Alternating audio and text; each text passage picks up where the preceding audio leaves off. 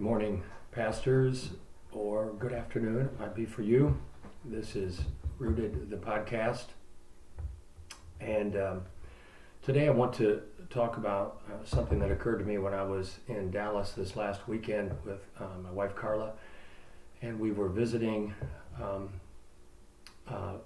two of our closest friends, Bill and Carol Brewer. We've been walking with them, not only as literal brother and sister, but or almost literal. I mean, that's how close we are, but also as pastors and wives and spouses and such over the last 35 or 40 years. And we went down to Dallas to Wood Creek Church, where Bill was after this long haul ministry, which is very rare these days to see a pastor stay in one place for that long. And indeed, they went through their rocky moments. There were some times where, especially one time back in the early 90s, when it looked like he wouldn't be there forever.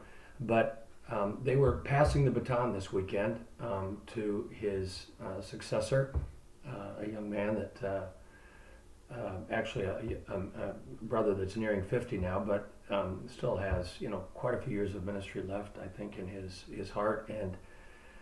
And they were celebrating Bill and Carol in their 40 years, and of course there were testimonies, and there were videos, and there was music, and there was somewhat of a roast. We laughed a lot.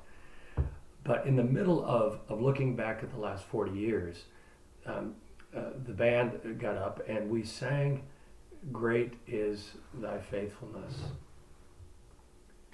And that had been sung at my friend Bill and Carol's wedding, and ironically, Carla and I had that song sung at our wedding as well.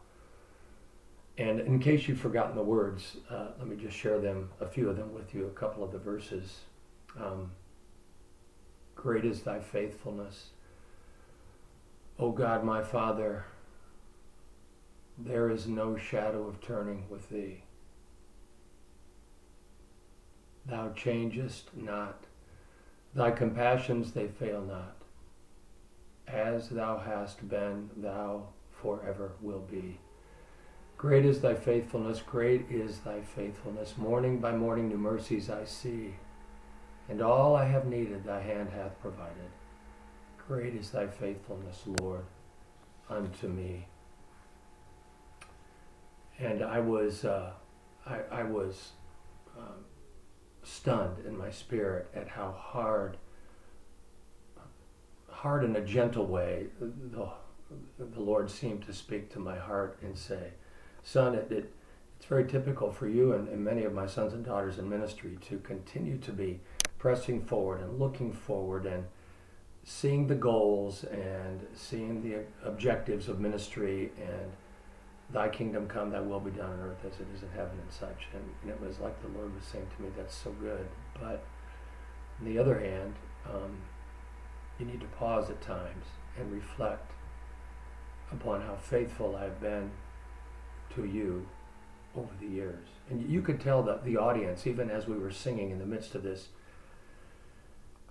great celebration of these 40 years of ministry and what God had done in people's lives, you could tell everyone was pausing to reflect on what God had done in their own lives. They were looking back and not pressing forward at that moment. They were saying, look at what God has done. And it made me think of Philippians chapter 4, where Paul talks about us sharing all our requests with God. And in the middle of that great text on prayer, be anxious for nothing, but in everything by prayer and supplication, let your requests be made known unto God. In the middle of that call to prayer, that invitation to prayer, he says, with thanksgiving. It's almost like Paul is saying, if you want to be healthy in your walk with the God that you're praying to, while you're asking him to be with you, in the midst of the pain of the present, or the challenge of the future, you must reflect on the faithfulness, his faithfulness in your past. Now, let me say that again.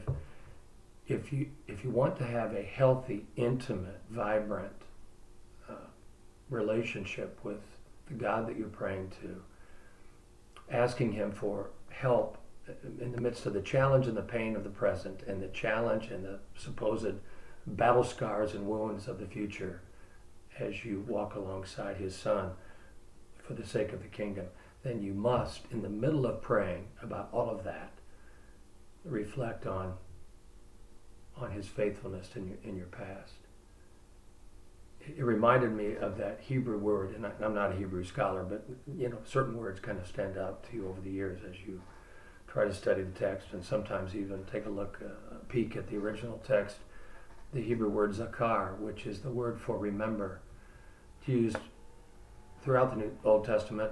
I'm thinking of Psalm 78, where the call is to rehearse with our sons and daughters what God has done for us in the past, and not to forget how faithful he has been. And this made me go to my own life. The fact that at the age of 5, when I'm sitting in the back, and this is really getting me choked up, and I guess that's normal when you think of what could have been, and yet what was, what might have been, and yet what was. I'm sitting in the back of this church in northern Indiana on a cold winter night, as I remember it, while most kids were tearing pages out of the hymnal at the age of 5. I mean, when you're sitting in big church, as we call it, you're just not connecting. Most 5-year-olds aren't connecting. And yet, for some reason that night, as that brother pastor, it happened to be a male pastor, shared the good news about Jesus dying for the sins of the world, about his love taking him to the cross for my sins, at the age of 5, I got it.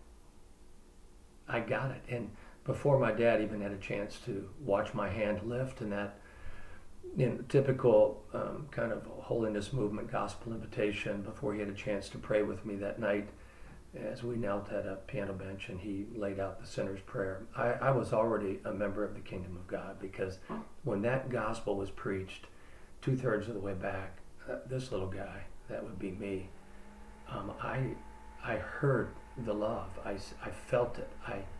I knew my own brokenness, my need for healing, my need for deliverance.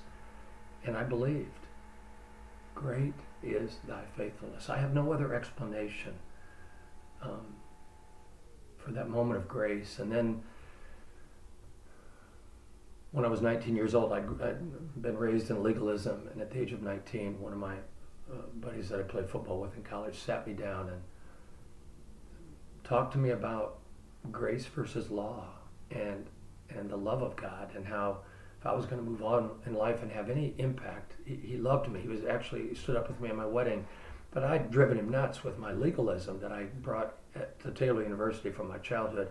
He sat down with me and had a conversation with me that changed my life about the great love of God, and how that was where I needed to begin to land my faith and to deal with people based upon that love and not law. Great is thy faithfulness. At the age of 20, meeting a pastor named Jim Mathis, who I was headed to grad school in psychology. I was going to become a therapist, and he took me aside after a time when our football team had shared the gospel at his church, and he said, "You have ministry gifts."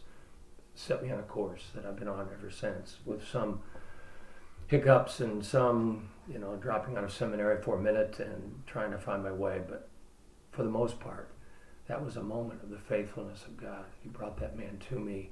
Meeting my wife Carla at the age of 21, some of you have heard the story, I won't take the time to tell it here, but it was a miracle that we ever connected.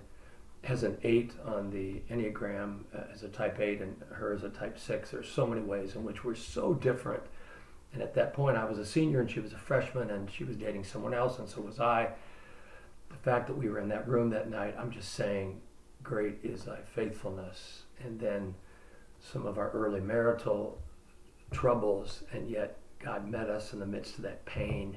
Great is thy faithfulness. And then I was going to coach football and let go of ministry, and then watching the head coach that I was coaching with weep over a football game and God meeting me there in that room, just my brother Sam, the head coach, and myself, meeting us there, and I think the Holy Spirit saying to me, do you want to cry over a football game, son? And not that coaches that cry over football games, there's nothing wrong with that, I guess, but I just realized that day I didn't want to cry over football games. If I was going to cry, I was going to cry over people and their pain and their brokenness and their need for Christ and his love. Great is thy faithfulness. And then connecting with my friends Bill and Carol that I was going down to visit when this song was sung in 1980 when I went back to seminary. The irony that we ended up in their church, I didn't know they were there. We weren't even that close. We kind of just knew each other casually when we had first met 3 or 4 years earlier, and how we've walked together all these years. Great is thy faithfulness. I don't have time to continue to go through, but you get the point. I mean, I'm overwhelmed today with some pain in the present and with some deep challenges in my journey with Rooted Ministries and with our families, and continuing to try to live into the intimacy of my own marriage, and with the flesh that Carla and I carry into that attempt at intimacy, and just arguments and whatnot. And I mean, there are many challenges, both present and future, but I've been so, I guess, grounded in the last few days by reflecting on the great faithfulness of God to me, his son, and how he has been with me every step of the way. So maybe this will be encouraging to you. Maybe today, of course you're facing pain. If you're living in to the crucible of the war with the powers of darkness, of course you're feeling the bullets whizzing by your head, and of course you're being wounded in some way, and of course there are challenges as you think about your future. I don't know anybody on the planet that's not facing something, whether you understand that it's a part of spiritual war or not. As pastors, we do understand that. Of course you're facing a lot, and you're going to be facing even more maybe in your future. But what would it be like today if you pause to reflect upon your own timeline, to look back and to literally write down where you can only explain what happened to you in your past as God somehow being faithful to you and bringing you to this day. Let your request be made known to God today, but do it with thanksgiving, and I think it will be encouraging to you. So that's what I've got for you today. Pastors, can I just encourage you, for anyone else who's listening to this podcast, if you have other topics you would like to have covered, please let us know through the website, www.rootedministries.co, or you can email me at jkevinlovecarla@comcast.net, and we'll try to address those topics in a future podcast. God bless. Love you so much. Hope that some of us get to talk personally in the very near future. Take care.